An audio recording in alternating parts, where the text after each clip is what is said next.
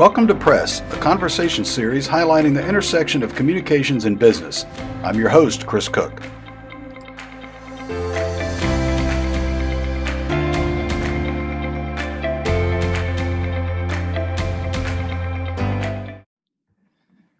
Hi, thank you for joining us today.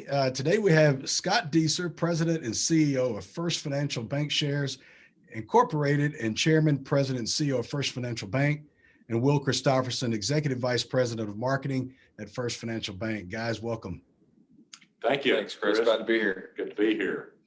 We were visiting recently, and Scott, you brought up the growth of the bank over the last year, particularly during COVID, which is kind of amazing in itself when we think about growth during this time. But you brought up several attributes to attribute that to, and one was communications. How important has communication been, not just externally with your customers, but also internally with your employees during this time?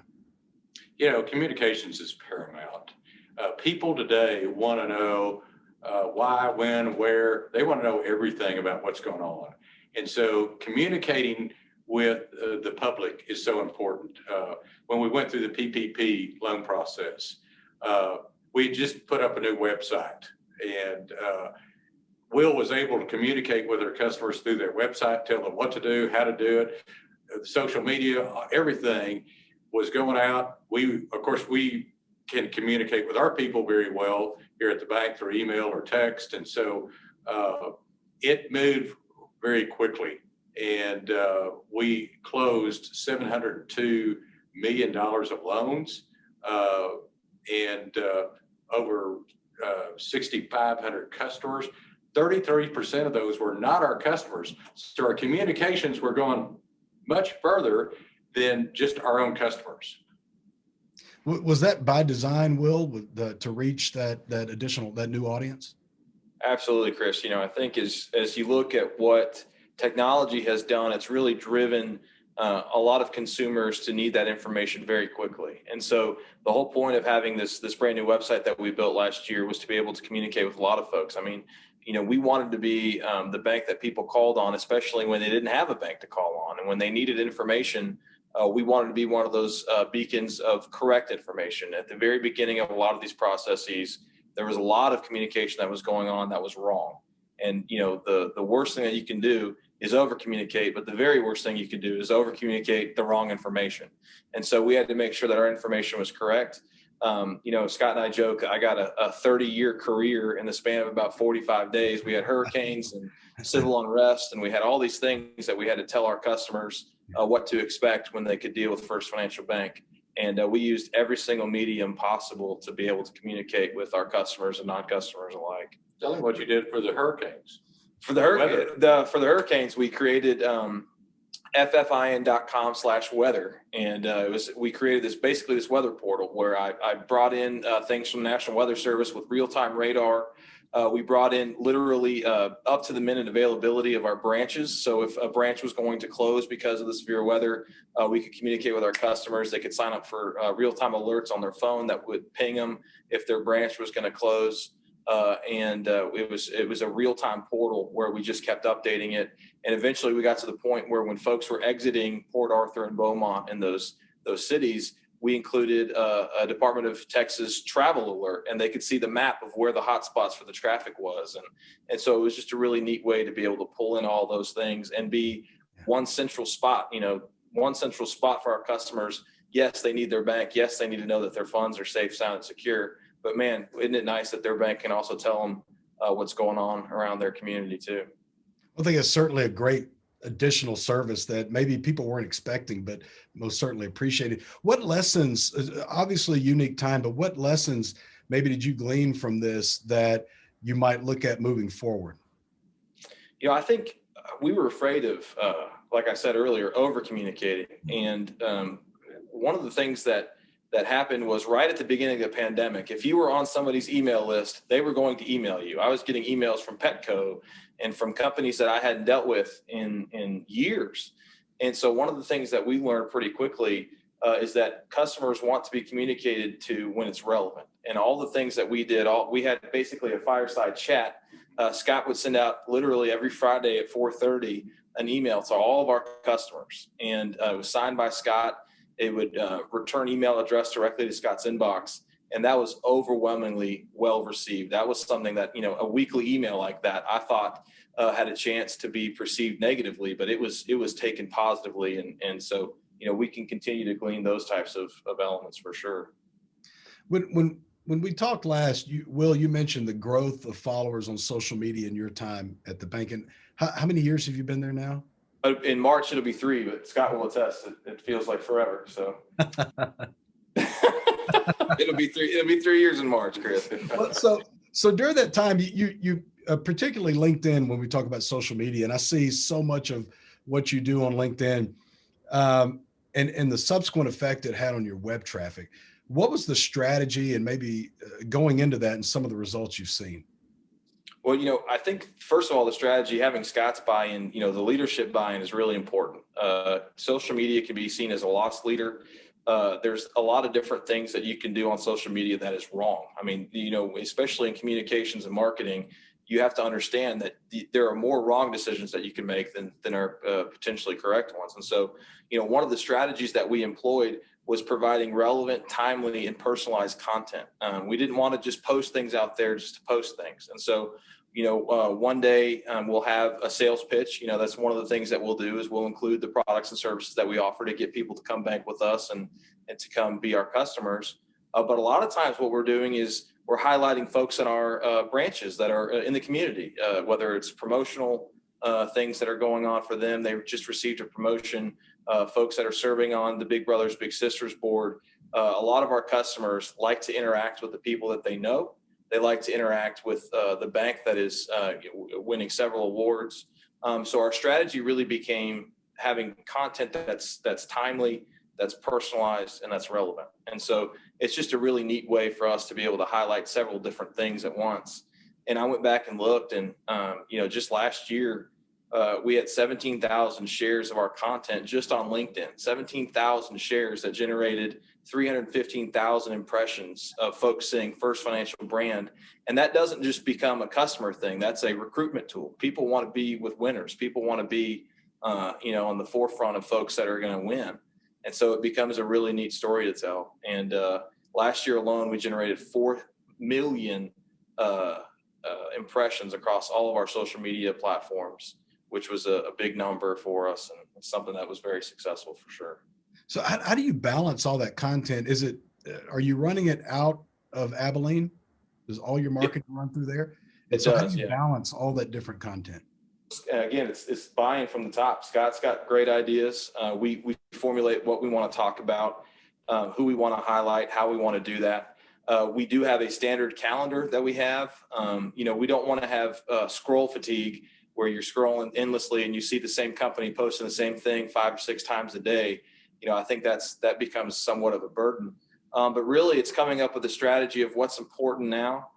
We always leave 1 or 2 days for breaking news or alerts that we have. Tomorrow we'll have a groundbreaking ceremony for one of our branches in the Huntsville area. And so we'll make a special post for that. So it's just a kind of an ebb and flow of what the items that we need to talk about right now.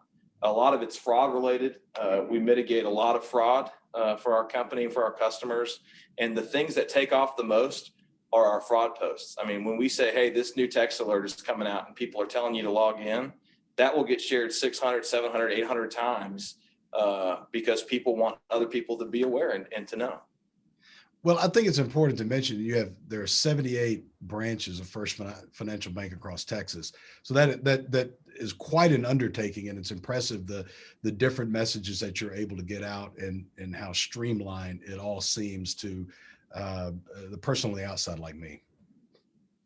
Well, there's a number of mediums. We've got digital signage in front of a lot of our branches. And so one of the things that we want to do is have a consistent message. You'd hate for somebody to see something on social media or on television or hear it on the radio and come into your branch and not experience that exact same thing or understand, what's going on. So there's constant communication with our customers, with the folks inside of our offices. But yeah, I think you're right. 7 to 8 across the state.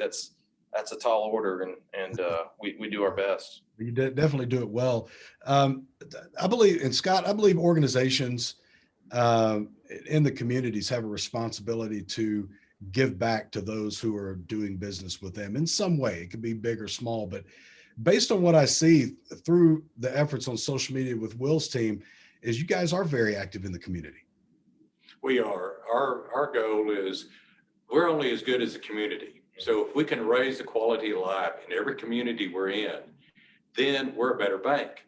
And so we encourage our people to get out and work in the community. And I will tell you, in any community that we're in, if you go and say, what's the number one community supporter that you've got, they're going to say First Financial. And you've also established a culture, which I think lends to this somewhat there at the bank, that promotes leadership, teamwork, an environment that is conducive to successful business, which reflects outwardly to your customers. You build it from the inside and you go outside. How important is it to the company, Scott, and you personally, that your team members understand they are valued? It's paramount.